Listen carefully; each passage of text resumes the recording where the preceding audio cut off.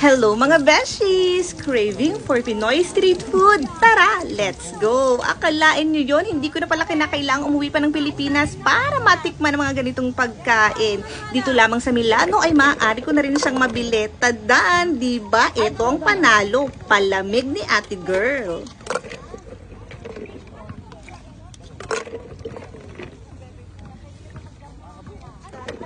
Perfect!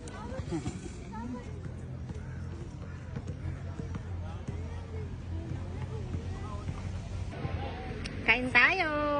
Fishball muna. Fishball. Mia, ako na fishball. Tap.